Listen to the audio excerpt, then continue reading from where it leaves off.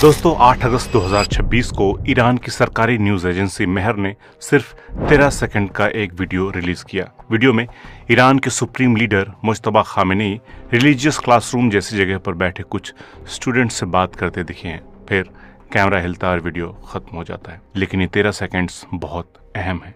हम जानते हैं कि इस वीडियो में दिख रहा शख्स कोई मामूली इंसान तो है नहीं, ईरान का सुप्रीम लीडर है। मतलब ईरानी सिस्टम में सेना की कमान से लेकर फॉरेन पॉलिसी तक किससे जंग लड़नी है, किसके साथ खत्म करनी है, इन सभी का अंतिम फैसला मुज्तबा ही करते हैं। मार्च में सुप्रीम लीडर बनने के बाद से ये उनका पहला वीडियो सामने आया है। इससे पहले लगभग 5 महीने तक ना कोई स्पीच, ना कोई पब्लिक अपीयरेंस और ना कोई प्रेस कॉन्फ्रेंस। सिर्फ कुछ रिटन स्टेटमेंट्स रिलीज की गई थी ईरानी सरकारी एजेंसीज के द्वारा।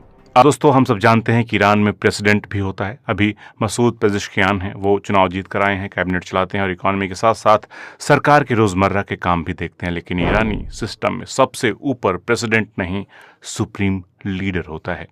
1979 के इस्लामिक रेवोल्यूशन के बाद ये पोस्ट बनी थी और इसके पीछे विलायत फ़कीह का कॉन्सेप्ट है। आसान भाषा में कहें तो ईरानी सिस्टम में आखिरी मजहबी और सियासी अथॉरिटी एक बड़े रिलीजियस लीडर के पास रहती है। सुप्रीम लीडर ईरान की सेना के सुप्रीम कमांडर होते हैं। रेगुलर आर्मी और रेवोल्यूशनरी गार्ड्स दोनों उनके अंडर आते हैं। जंग और अमन से जुड़े बड़े फैसलों पर उनकी मंजूरी अहम होती है। जुडिशरी के चीफ और सरकारी ब्रॉडकास्टिंग के हेड को अपॉइंट करने में भी उनका अहम रोल होता है। इसके अलावा कोई भी बड़ी स्ट्रैटेजिक डील पर आखिरी फैसला भी सुप्रीम लीडर का ही होता है। लेकिन ईरान का पूरा कंट्रोल है किसके हाथ में?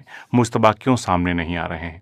अच्छा, इसका जवाब भी हम सभी लोग जानते हैं कि अमेरिका और इजरायली एजेंसियां मुज्तबा का पता लगाने के लिए बेकरार हैं और वो फिलहाल कोई रिस्क नहीं लेना चाहते हैं और नहीं लेना भी चाहिए। और बात सिर्फ डर की भी नहीं है, क्योंकि इतना ही डर होता तो ईरान कब का जंग खत्म कर देता, सरेंडर कर देता। इसलिए मुज्तबा के नज़रिए से भी इसको समझना होगा। इस पर बाद में आएंगे, लेकिन इससे पहले जानने की कोशिश करते हैं कि मुज्तबा की इम्पोर्टेंस आखिर है क्या।